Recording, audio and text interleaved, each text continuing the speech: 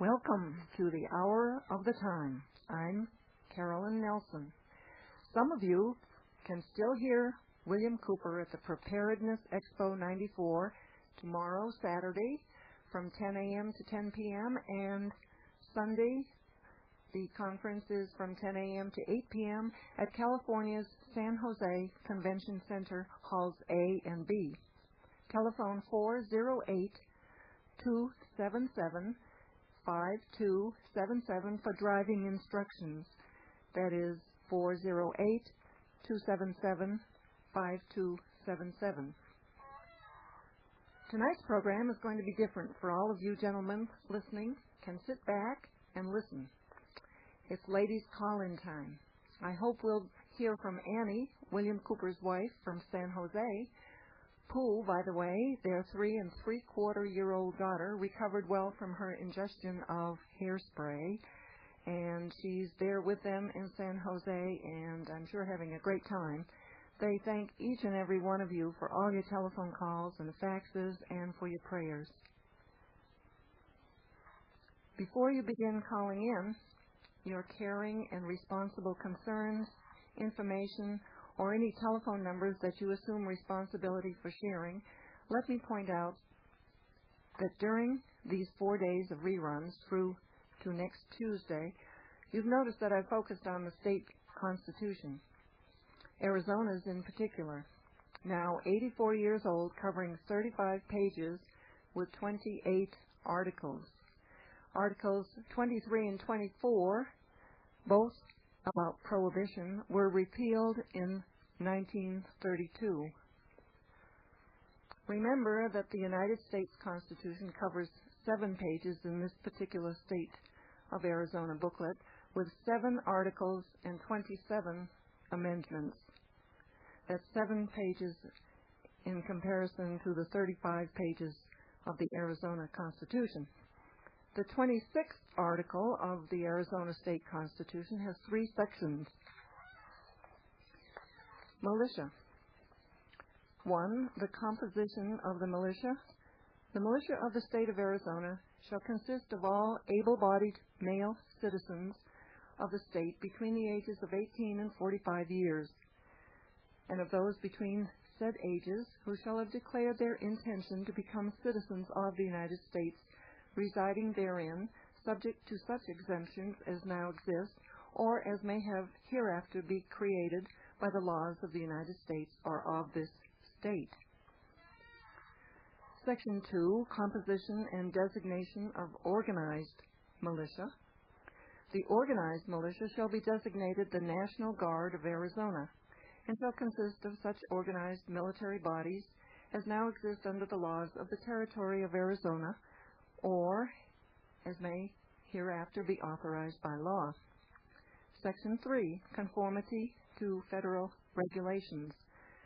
The organization, equipment, and discipline of the National Guard shall conform as nearly as shall be practicable to the regulations for the government of the armies of the United States of America.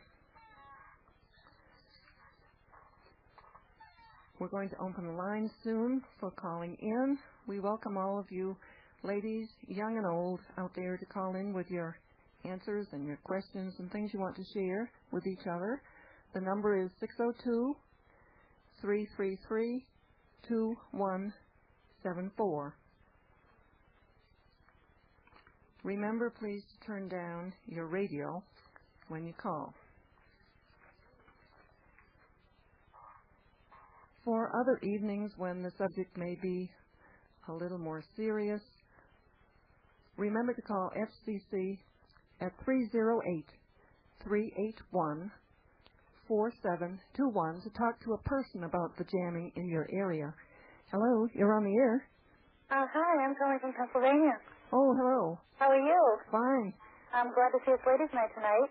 I'm wondering what we might be able to do to get Bill Cooper back on the air at 8 o'clock out here on the East Coast. Is there any possibility at all you think he might reconsider that, or? Well, have you called him or written to him or would that be the best done thing anything? for me to write to him? Well, have you ever tried to do something like this before? Well, I would certainly like to do it now because I think we really need to hear him out here on the East Coast. You know, we have to start very late here, and we need that information from him. It's important, I think, that information get out to the people out here on the East Coast. We're really far behind. Well, I thank you for the suggestion, and maybe we'll hear from some other people, too, about this subject. Yeah, I sure hope so, because he seems to be one of the only people out there that's willing to share all this information with us, and we just really miss him out here on the East Coast. That's all I can say. I will write him a letter, too, and tell him that. All right, and maybe we'll hear from some other people with ideas about what you might do besides just writing a letter. I sure hope so. Okay, thank you for calling in. Okay, bye. Bye. All right, the number is 1-602-333-2174. Another thing that you might do is take a note to ask your senator for pages 842 to 843 for Bill H.R. 3355 for information about the Royal Hong Kong Police. That's pages 842 to 843, H.R. 3355 for information about the Royal Hong Kong Police. Once again, the number is 602-333-2174. I have another paragraph to read you from the state constitution, and I'm going to hold off a little bit longer. Here's someone on the line. Hello, you're on the line. Hi, I'm calling from Portland, Maine. Yes, sir, we were hoping to have ladies on the program tonight. Maybe you tuned in just a little bit late. Do you have someone there who could talk to us for you? I don't. I'm the only one up right now, but I just wanted to hear about the jamming that you say, because I'm experiencing that quite a bit, and I just wanted to hear if you actually have confirmation that there is jamming. Well, I won't be able to report tonight because we do have a ladies' night tonight, but I'll give you the number again that you can call. Okay. 308-381-4721. Okay. Thanks for calling in. That's 308-381-4721. Thank you very much. Thank you. All right, we'll wait again for the next caller. The number is 602-333-2174. Please don't forget to turn down your radio. Another address that I can give to you, people have been calling in to ask about surplus and stuff, preparedness, equipment, and supplies. Post Office Box 3300, St. John's, Arizona, 85936. I'll repeat this later. Hello, you're on the air. Hi, Sharon. My name is Justin. I'm from California, and I would like to acknowledge what the lady said about getting a second hour on, and what's good for the goose is good for the gander. I'm not asking, I demand. Get a second hour. And I, too, am making that call for that purpose, and put me on the list. Very good. I would also like to tell people about a book called 4 Arguments for the Elimination of Television, and it's by Jerry Mander, M-A-N-D-E-R, by William Morrow Company Incorporated, the publisher, 1978. And it's a book about what TV's doing to you. And I suggest people turn in their TVs and get a gun. And I also would like to call out for... Let me comment there. That's an interesting idea, and I know many of us are cutting back on the amount of television that we watch, or we're being much more selective. I did meet in the White Mountain Apache Reservation at Becker Butte a young man from England touring, and he said emphatically that you Americans are so naive. He said the first thing you must do is just throw out your television. They control your mind through it. It is. That's what it talks about, brainwashing. It goes into everything, and once you read this book, it's just like, the experience is just, it's really apparent. Very good. Would you repeat it again? It's called 4 Arguments for the Elimination of Television by Jerry Mander, M-A-N-D-E-R, and it's about $8.95 for a paperback, easily obtained at the library as well. And I wanted to also ask people for information. If anybody, I hope, has read Bill's book, I heartily suggest it, because I've only been listening to your station for 3 weeks now, and I've already obtained the book, and I've come across a paragraph that is so disturbing to me. I would like to do what Bill is saying, read everything, listen to everything, but don't believe anything, and I'm trying to search this out. It's on page 89. Is it possible to read the paragraph quickly? Oh, yes, go ahead. Okay, thank you. It's You hold a pale horse, right? That's the name yes, of the book. ma'am, Bill's For book. the new people. Okay, and listen carefully, folks, because the last line is a shocker. Okay, I'm kind of nervous. Oh, just calm down. You'll be fine. Thank you for holding my hand. Okay, it starts out in the bottom paragraph there on the 89. In the early 1940s, the IG Farben Chemical Company employed a Polish salesman who sold cyanide to the Nazis for use in Auschwitz. The same salesman also worked as a chemist in the manufacture of the poison gas. The same cyanide gas, along with Zyklon B and malathion, was used to exterminate millions of Jews and other groups. Their bodies were then burned to ashes in the ovens. After the war, the salesman, fearing for his life, joined the Catholic Church and was ordained a priest in 1946. One of his closest friends was a Dr. Wolf. I'll spell the name. Last name is capital S-V-M-U-N-E-S-S. Dr. Wolf Muniz, the mastermind behind the November 1978 to October 79 and March 8 to October 81 experimental hepatitis B vaccine trials conducted by the Center for Disease Control in New York, San Francisco, and 4 other American cities that loosed the plague of AIDS upon the American people. The salesman was ordained Poland's youngest bishop in 1958. After a 30-day reign, his predecessor was assassinated, and our ex-cyanide gas salesman assumed the papacy as Pope John Paul II. Wow, that made my blood freeze, and I would like to verify this by anybody out there who has heard of this man. I happen to have seen this singular name in an article in one of Chuck Harder's tabloids, things that come out periodically. And if I could read just one quick paragraph from that, all right, with the same singular name, it says, a Dr. W. S-Z-M-U-N-E-S-S, born in Poland and educated in Russia, came to this country in 1969. Muniz immigration to the U.S. was probably the most fateful immigration in our history. He, by unexplained process, became the head of the New York City Blood Bank. How does a Russian-trained doctor become head of one of the largest blood banks in the world? Doesn't that strike you as peculiar? This article, like I said, was in a tabloid, and it was written by a Dr. William Campbell Douglas, who is out of Clayton, Georgia, and evidently puts out a little, monthly called The Cutting Edge. And anybody who can help me verify this, and you should be wanting to verify it too, because it's the most shocking thing I've read in my life. And hopefully somebody will call in and maybe have heard of this guy. I happened to find, trying to Sherlock this down, a book called A Pictorial Biography of John Paul II, and it also says that he worked at a place called Seige Chemicals in his, I forget the city, it's south of Warsaw, where he was born.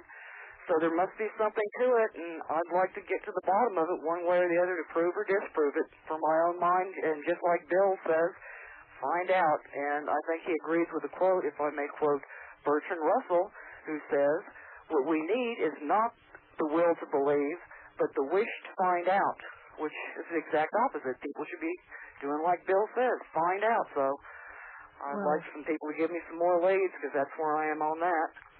Well, great. One thing that could happen is someone could call in tonight, or if you have... I'm listening. You're right. I would like to hear more about this and interact with somebody who has information. Right, or in case they can't find it tonight, because we just announced I'm going to be listening.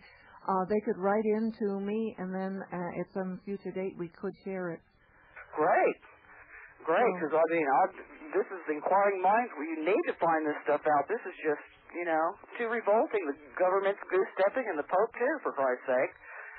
So I'd also like to tell people in California, if they want to try to obtain a copy of the U.S. Constitution and the California State Constitution, I just called my local, not representative, the state fellow here, Henry Mellow's office, to get a copy, and the first copy that I ordered from the library said at the bottom, compliments of Henry Mellow. So all you have to do is call your local fella, and they'll send it to you, compliments of, as it should be, free.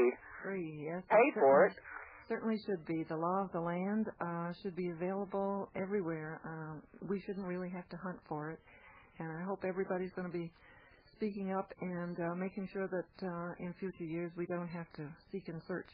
And I hope everybody will call Swiss American Company tonight and say, hey, we want a second hour of Bill Cooper.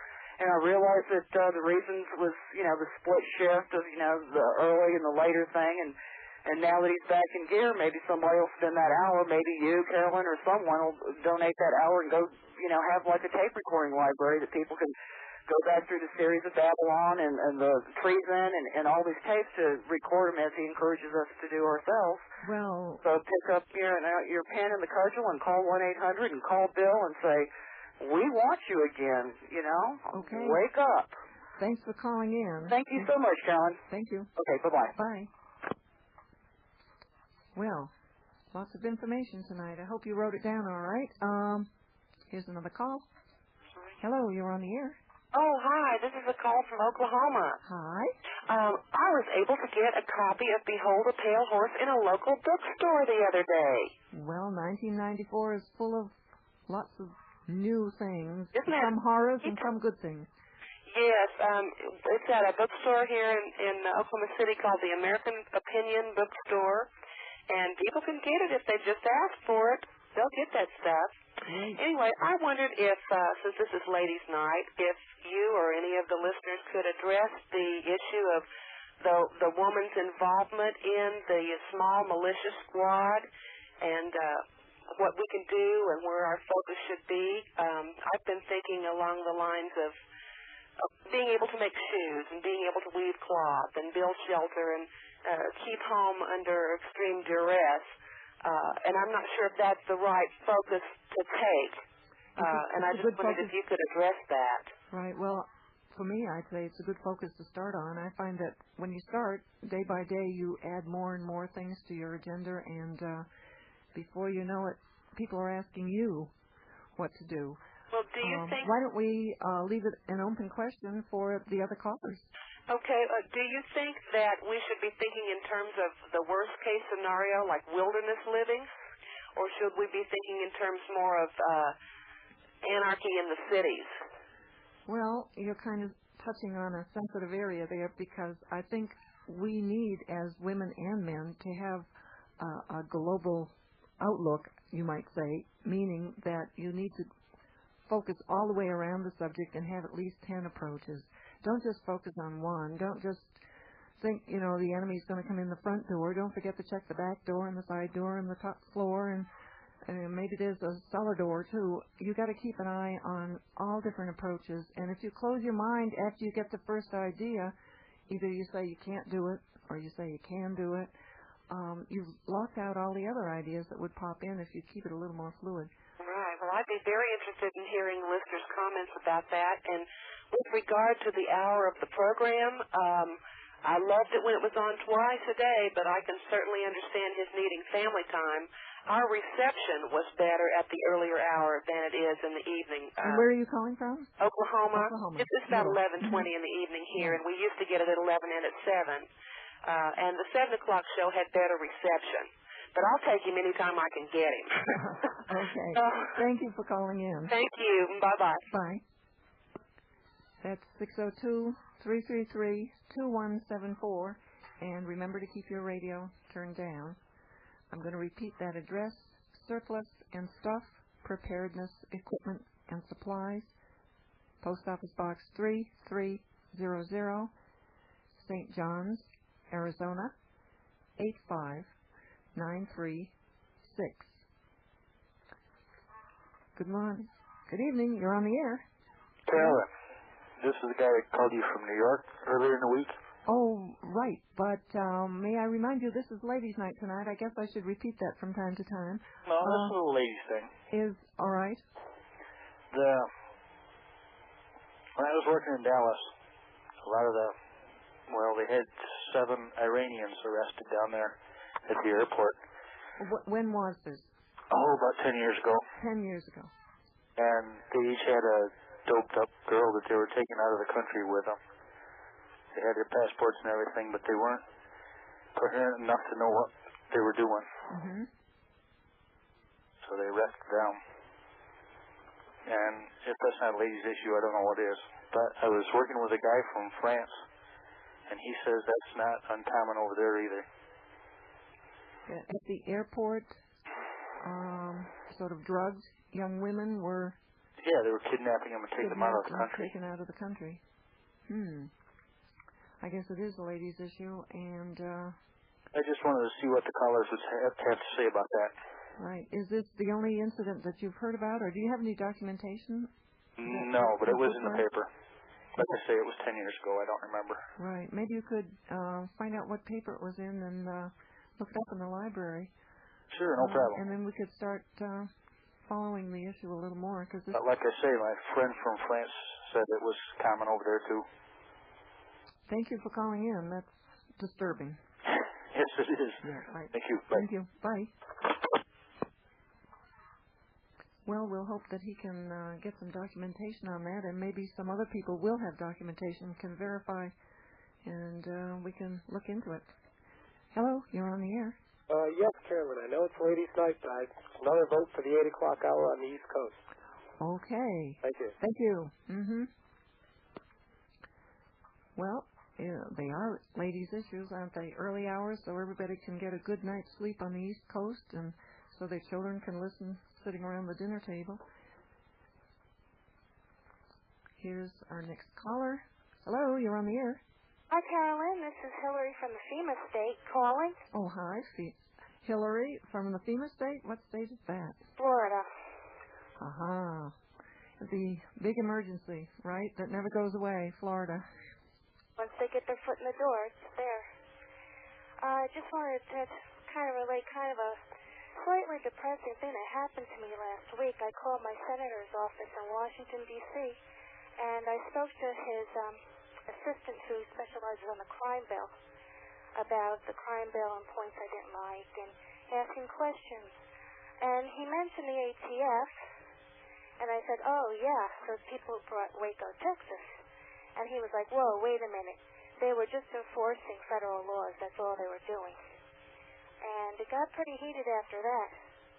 But it came down to that the states have no rights, that the federal government supersedes the states, that the Constitution is not what we think it is, and a regulated militia means organized by the government, and, you know, just the worst-case scenario in terms of understanding what America's about and rights are about.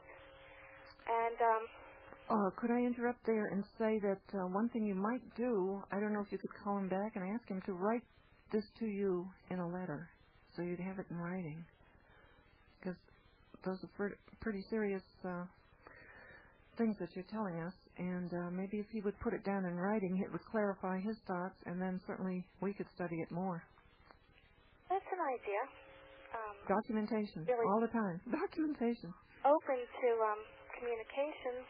Yeah. I've had better luck speaking with other representatives and people, other officers, but he seemed to really represent the New World Order, and his last name is Sessions really made me wonder, Oh.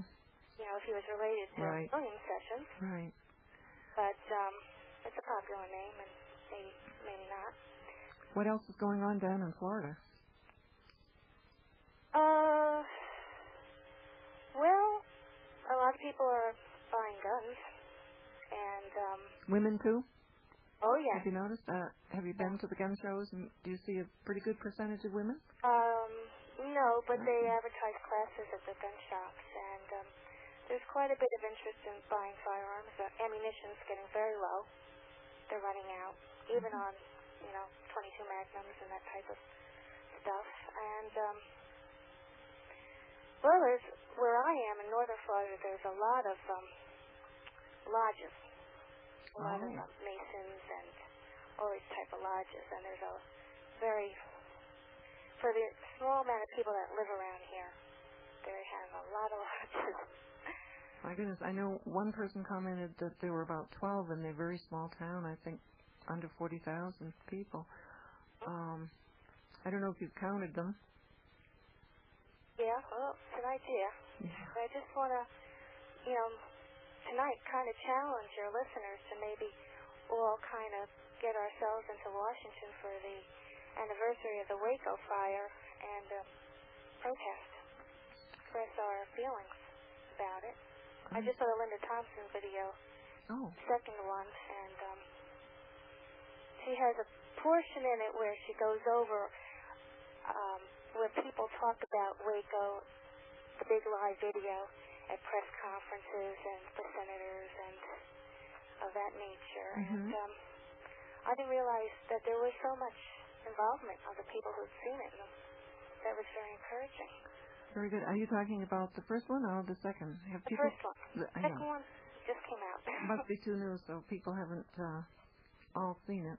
But in the second one, she follows up with the reaction that some of the viewers had and how they took the video and kind of distributed it to various elected officials and public officials. And I was kind of touched in a very serious way by the way it ended with President Clinton addressing the dedication of the Holocaust Museum, I believe, in Washington, on the very same day that there was a fire in Waco. Yeah, well, maybe not a coincidence. Certainly, Schindler's List being such a popular movie this year and getting so much attention, that's not a coincidence either. That must be planned because of the big studios and the money behind them. Right, and I suppose we all know that April 19th was the start of the revolution with the English up in New England. I didn't know that. Another coincidence. Yeah, April 19th. I looked it up in the almanac, World Almanac. What's April 19th? When the British pushed the Americans into the Revolutionary War up near Lexington and Concord in Massachusetts. The date of the Great Experiment. Right. Well, thanks for calling in. And it's good to hear about Pooh. Put her on the prayer list at my church. And good, thank you. Love her dearly. So many called in. Yeah. Thank you for calling. Take care. Bye, Hillary. Oops, there we go. Now, shall I repeat that number one more time? The FCC is 308-381-4721. Hello, you're on the air. Maybe just a minute there. Yeah, you need to take a break. I'll let you know, okay? Oh, okay. I'm calling from Abilene, Texas, and I've spoken with you a couple of times. What do you think about, I have two things I wanted to ask. What do you think about having once a month maybe, if you gave notice ahead of time, that just have international callers from around the world? I think it would give us some encouragement if we knew. I know I was really encouraged the other day on CNN on their world report, and I was actually listening to radio, and I had the television muted, so I didn't I didn't hear what they were saying, but there was a typical globalist fellow sitting there talking about the economic community. And then they went outside and showed some demonstrators that had banners. It was somewhere in Northern Europe, Western Europe, and they were holding up banners that said things like, one of them said, "Big Brother is coming," and another one said something about stopping the New World Order. And I thought, if we could have just international callers, it would maybe help boost our morale a little bit to know that there are people around the world who are doing their part, and even if they don't have weapons and some of the things that we have. That's a great idea. Yeah. Are any of you out there also receiving letters from people, or outside the country? Are they wondering what's going on in this country? That's a good idea, and we could share it. Yeah, but that would be good.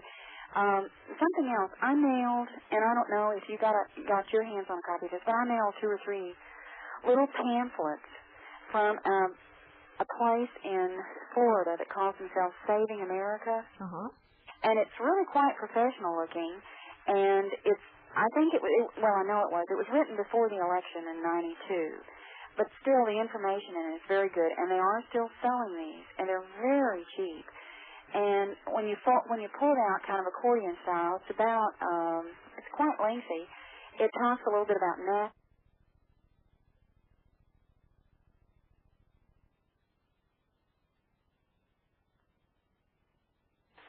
Knows where they can get more. Great. Do you think you could give us the address? Yes, I will. And they have an 800 number. And the thing is, they're $7 a hundred. And when I go in grocery stores and stuff, I just kind of put one on the tomatoes and one somewhere else, and leave one at the convenience stores at the counter. Great. I have one convenience store here that's a national chain that is letting me put them in there. Oh. But anyway, let me give you the 800 number. It's 1-800-633-7692. And the outfit is... You want to repeat that one? Oh, sure. Yeah. 800-633-7692. It's called Saving America. It's box 1205, Middleburg, and that's Middleburg, Florida, 32050-1205. Great. And I know that people would be ordering them blind, but for $7, you can't lose much if you get it and you don't. Now, it does not talk at all about the mystery religions or anything like that, but I don't know how it could keep people from starting to question what is going wrong. And like I said, it's professional looking, too. So if everybody ordered like 100 of them, this fellow can't make any money on them. He must, I figure he's in the printing business because I don't know how he can do them for 7 cents a piece. And that includes postage. That includes postage, yeah. Well, thanks for calling in and sharing that with us. And I think everybody got the information, but if not, they can call me. Okay. All right. Thank you. Thank you. Bye. Swiss America Trading began to sponsor the Hour of the Time about 1 year ago. You are kept well informed by exclusive reports from Swiss America, which was established by the owner, Craig Smith, in 1982 to provide financial alternatives for you. Call our representative, Jean Miller, at 1-800-BUY-COIN and ask for recent reports. 1-800-BUY-COIN. One of these reports reminds you that in 1917,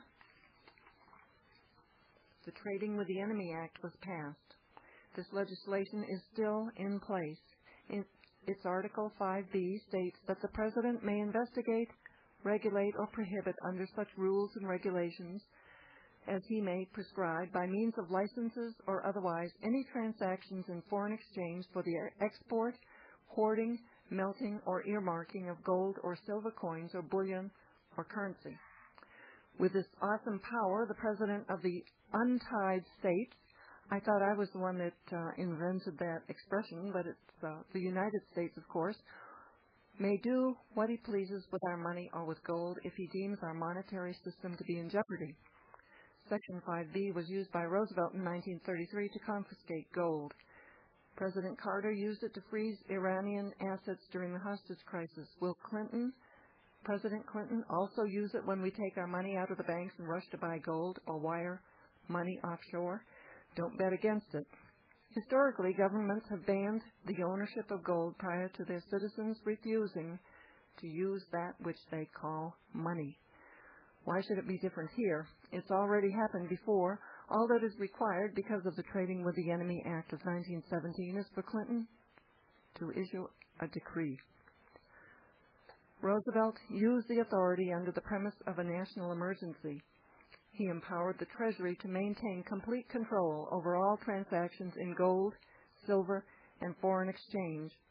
On April 5, 1933, an executive order was issued demanding complete surrender of gold coins, gold bullion, and gold certificates still in possession of individuals. The owners had 25 days to turn their gold into a Federal Reserve Bank. Failure to comply was punishable by a fine of $10,000 or 10 years in prison, or both. One extension was authorized which was permitted the holding of gold under special license for use in industry, certain professions, and rare and unusual coins of value to collectors. Call Gene Miller at 1-800-BUY-COIN. Ask him what to do with your extra money. Remember, this legislation is still on our books. Ownership of gold is not a right, it's a privilege. The safest way to own gold still is in the form of a collection. Now, some of you will remember that a few months ago I read to you that the Russians were stunned by a decision in August 1993, 8 months ago, to invalidate the pre-1993 rubles. This was published in the Arizona Republic, Sunday, July 25, 1993. Informed Russians who were smart enough to hold on to gold coins have avoided the 2,500% per year inflation, and now hold real buying power compared with their unfortunate comrades who didn't believe in gold. So call Gene Miller, ask him for the reports that he has currently, and talk to him about what you might do to protect your assets. Gene Miller at 1-800-BUY-COIN. All right, we'll open the lines again. Is the caller still on the air? No, we had to wait too long. We'll wait for the next caller. In addition to... Here we go. Hello, you're on the air. Oh, hi, Carolyn. Guess who? Right. Oh, Ed. But this is... Pennsylvania, north of Pittsburgh. This is ladies' night, but I know. you have a quick comment? I wanted to get my vote in for the 8 to 9 o'clock hour. All right. The previous lady that was asking about, what was it, the papacy or something? Right. Mm-hmm. Hey, the thing I tried to tell you a few nights ago was about Jeff Baker, who wrote Checkmate, the Game for Princes. That's one of the cartels that he explores and documents. Very good. Thanks for calling. 800 number, 800-252-2537. Do you want to repeat that? 1-800-252-2537. For information about? It's the book Checkmate, right. Game of Princes. Very good. Thanks a lot for calling in. Can I mention one other thing? Okay. If you want a trim bulletin that is the constitutional voting record of any of your congressmen in the country, you call 1-800-SPLTRIM. Repeat that again. I didn't quite get it. 1-800-SP is in person, LTRIM, trim. TIRIM. RIM. M on the end. Bulletin. Okay? All right. Okay, I'll get off. Fine. Thank you. Thank you. Bye. Bye. All right, we have another caller. Hello, you're on the air? Yes.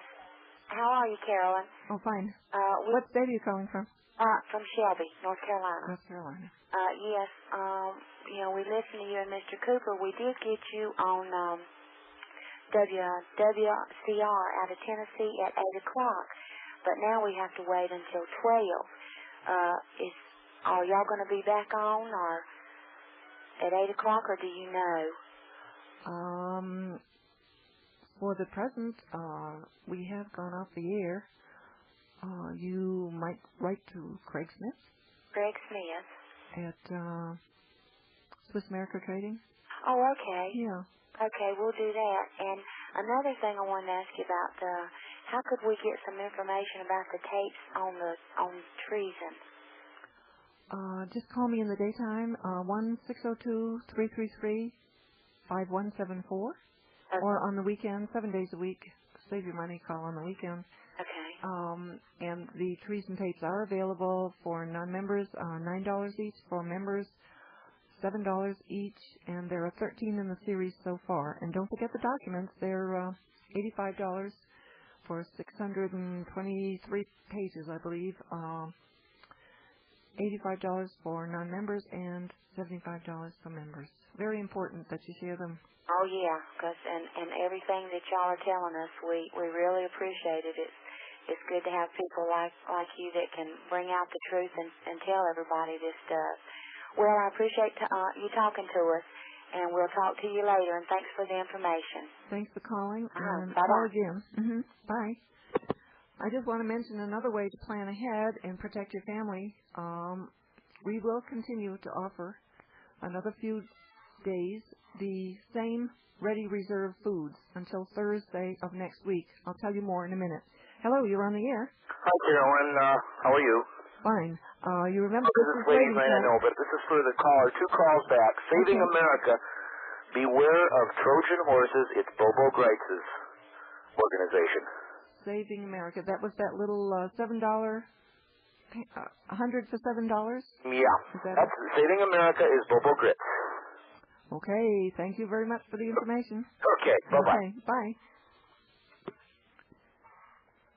All right, while we wait for the next caller, we will continue to offer for another few days until next Thursday the Ready Reserve Foods, the modular unit, and the garden seeds. Hello? Hello, you're on the air. Hi, Carolyn. This is Veronica from Ground Zero, right down the street from the CIA. Where is that? Northern Virginia. Yeah. Right on. See. Well, I'm really glad that you're having this show tonight. I think it's real important for people to understand that women make up 51% of this earth, and we are really powerful as a group. Right, and I hope you begin to show it. We need a warlike or a fighting spirit to get our Constitution back, and I think we have to keep our eye on that goal, too. Isn't that one of the main, or the main goal, the Constitution of the United States of America and the Bill of Rights? And the Bill of Rights, yep. I'd really like to bring up the fact that, if you could get the 8 o'clock hour on, there may be a more suitable time to have some of the women's issues put out maybe once a week, too, things that women could do on their own. We are the nucleus of the family, and we project ourselves onto our young children and help motivate the men in our life. Mm-hmm. I think it's really important that we try to get out a little more information out to the women. I know I have talked to a lot of Native Americans, and you can see over the years the culture of women that have actually stood up to the hardships that they've had to put up with raising a family. And a lot of the American Indian movement that started in the 70s was caused by the grandmothers and the mothers coming to the young men and saying, look, we can't feed our children. What can you do to help us out? And, I'd really encourage people from the Native American communities to come and join in with this, because they've been struggling for sovereignty for centuries. Right. And I really appreciate this fact that you're on tonight. Well, thank you, and I hope you'll call again and have your suggestions ready for the next time. I suppose tonight was a little bit of a surprise for everybody. Yeah. And there's lots of things that we could do. I was just really outraged when I took my daughter to get her school closed back in September, and all the things that are made in China. And even though they're popular, you have to instill in your child that the prisoners and the low wages are not going to get it. You just have to do without that kind of a product. And remember that Americans need to work too. Good suggestion. Yeah, we're very powerful. We have the biggest buying power. Right. We go get food. I mean, if we're going to support the big chains, we ought to know who has the money behind the big chains. And if you start looking into who owns Safeway and the history of their rise to power, it's going to make you sick, and you're never going to walk into another Safeway again. I'm just using that as an example, but there are so many businesses out there that women need to concentrate on. Right. Do you have some documentation on that? That would be interesting to share. Yeah, another time. And don't forget to document your other ideas, too, how you feel about the hour of the time and the time it's on, and let Swiss America know, too. I think that second hour you could probably fit a little bit more of the women's issues into it. I know that the survival is really important for the men to hear from a person that's already gone through the training, but at the same time, women need to know what survival steps they can take to help out. And there are things that women can do, buying things in bulk and trying to get a community organization of food. It's a lot cheaper. It's probably fresher. Right. And there's so many things that offshoots from that you can get together where women don't have. And when you look at the papers and the pictures in El Salvador or any of these other countries, it's the women that are standing there with the pictures of their missing husbands, and they have to carry on, and they have to know how to. And poor women in Serbia, they're the ones being raped and forced into this eugenics movement so that they'll have a pure breed eventually. The rapes and torture that were going on there were just awful. And it could happen in America. That's one thing we seem to forget. We always say, it won't happen here in this great country. Right. Good. But actually, we're in the middle of the beginning of it. Right. It's going on all around us, and we're just not hearing it because the media is closed to a lot of the issues that are important to share. But they're dehumanizing it when they put the pictures of the missing children on something as friendly as a milk carton. And the women aren't standing out in front of the courthouse with pictures of their sons or daughters that are missing and saying, where are they? Find them. So it's a dehumanizing of the missing child in a sense, in my opinion. Yeah. Well, thank you for calling in, and please write us some of your ideas, and we'll try to share them. Yeah, another real good one is if you can't get through to your senator, congressman, is start writing a campaign to the wife. I really feel like last night's program, the October 13th of the Mystery Babylon series, would be wonderful to send to Mrs. Quayle and ask her if this is the way she wants to bring her children up in the Mormon church. Very interesting idea. Start writing to the wives of... Well, how else can you get to a man except pick on his wife? And that was evident with Bill Clinton this week. He has never stood up for anybody that he has proposed to be a part of his administration. But as soon as they started picking on his wife, it was the first time he got angry and pounded his fist. And if you go to your senator and he doesn't do anything, then go write a letter to his wife and say, don't you have any kind of program? I can't get through to the school board. Can't you help me?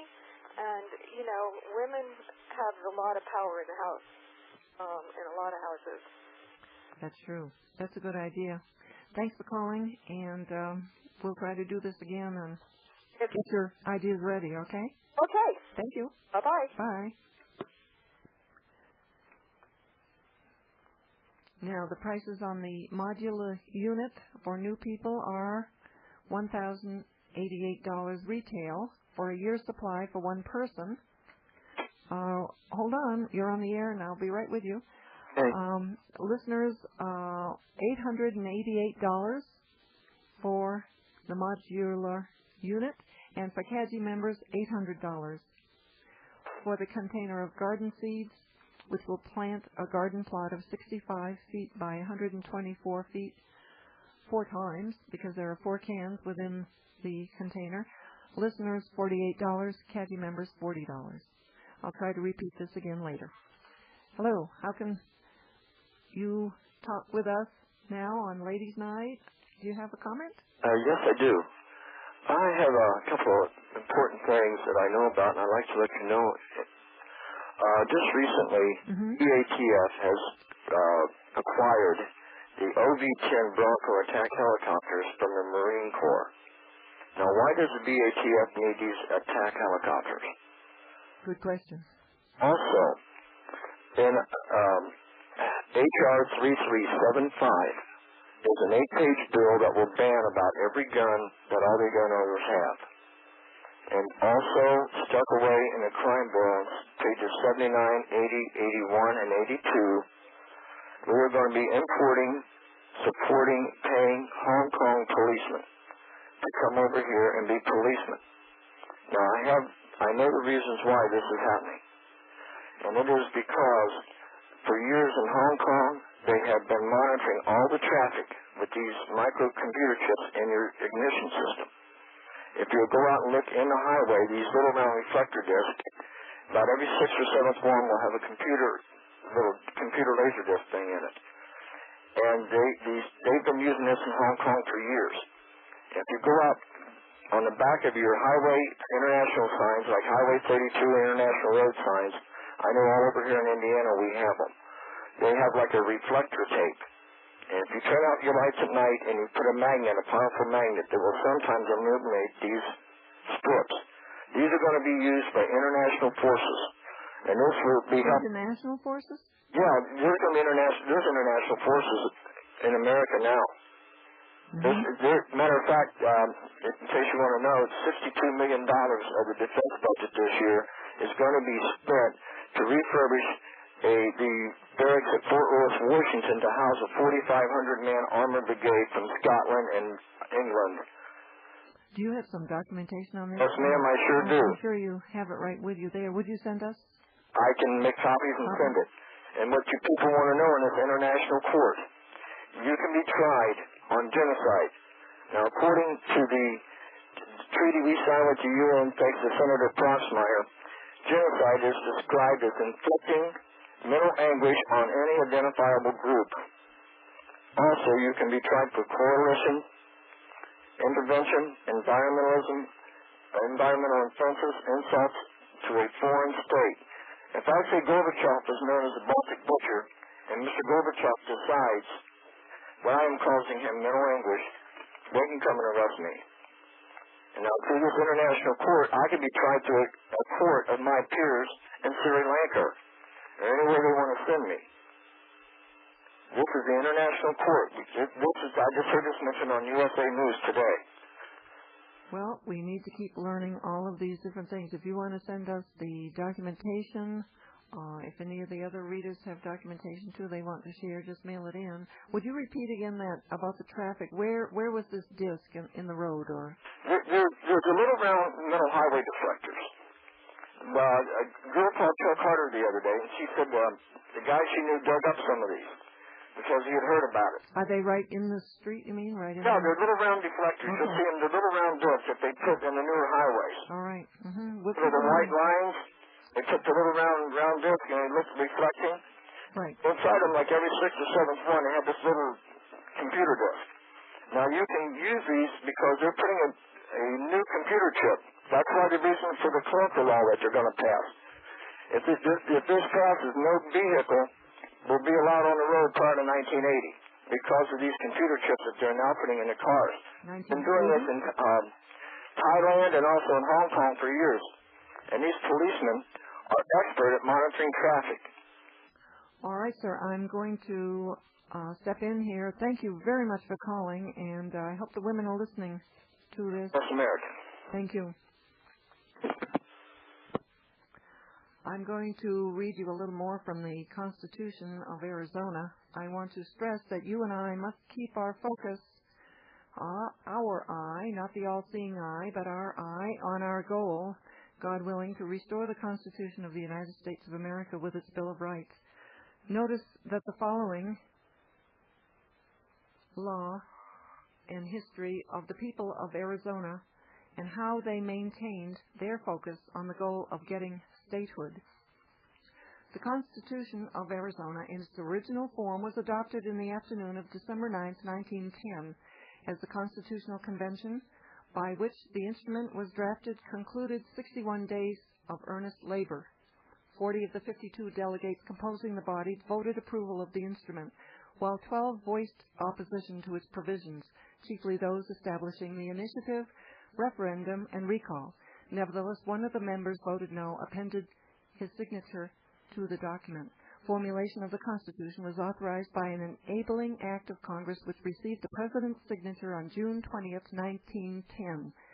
After a historic struggle waged by the people of Arizona over more than a quarter of a century for the right of local self-government and Arizona's recognition as a member of the Union of States. Remember, they worked for 25 years. We have a job ahead, and it could last that long. Conclusion of the labors of the Constitutional Convention did not, however, automatically admit Arizona into the Union. That long-sought end still depended upon the ratification of the Constitution by the people of Arizona, and in compliance with unusual requirements of the Enabling Act, its approval by the Congress and the President, or approval by the President in the event of the failure of Congress to act at the ensuing session of that body. At an election held February 9, 1911, the people of Arizona ratified the Constitution by a vote of 12,187 to 3,302, and the 62nd Congress, after a protracted debate, adopted a resolution of approval. This, however, was on August 15, 1911, vetoed by President William H. Taft, who gave as a primary reason his unalterable opposition to the provision for the recall by the people of public offices, including judicial officers. A second resolution was therefore adopted by the Congress and approved by the President, which fixed as the price of statehood the holding of an election at which the people of Arizona should adopt an amendment removing judicial offices from the provision of the recall. The demand was complied with at an election held December 12, 1911. 14,963 votes being cast in favor of removal of the offending provision and 1,890 against it. The significance of the vote was not that the people of Arizona opposed the recall of the judiciary, but that they favored statehood. They kept their eye on the goal. Remember that. At the first election following the desired consummation, the provision was restored to its original form by a vote of 16,272 to 3,705. On February 14, 1912, President Taft issued a proclamation declaring Arizona an equal state in the Union, thus giving effect to the Constitution amended at his behest. Remember that. They kept their eye on the goal of statehood for Arizona. Remember that we must keep our eye on the goal of the Constitution of the United States of America and keeping the Bill of Rights, our freedom. Don't lose them.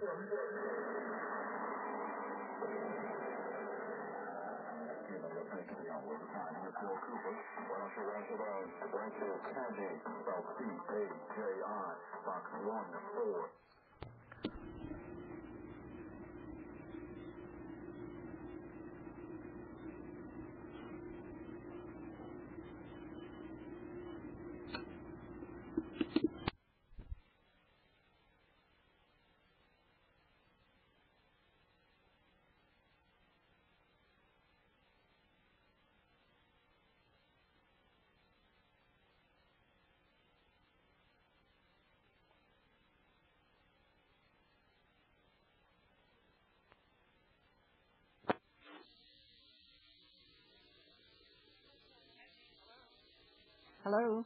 Hi, Carolyn. It's Myers from Pennsylvania. Oh, hi. How are you? You had a nice show tonight. I know you're on your own and you probably needed a little... Yeah. The great that was great. Did you call in before? I did, but I didn't want to say my first name because I really want Bill to know that people really do care, and I didn't want him to just know that, like, I was calling. Right. Listen, I have a little tidbit of information for you about April 19th, 1993. Uh-huh. In the Farmer's Almanac, that day is listed as an occultic day, and it has to do with the position of Venus in the sky. Wow. So, that's what this is, after all, that's what this is all about. That's right, yeah. Is the satanic religion, and I think that is kind of significant about that date. Right. Maybe I can mention that on Monday. You might, yeah. I still got Monday and Tuesday to tuck in a few little goodies. Oh, great. Great. I do. Well, anyway, it's April 19th, 1993 was an occult day, and it had to do something to do with, I don't really understand this because I'm not into this like astrology thing, but I looked at these symbols, and it has to do with the planet Venus. Now, Venus is what, the morning star? Or do they call it the morning or the evening? I mean, the morning star is like Venus. Yeah. Well, we don't have to give all the interpretations either, but the documentation would be from the 1993 Farmer's Almanac. Yes. I almost bought it about a month ago for this year. It's called the Old Farmer's Almanac.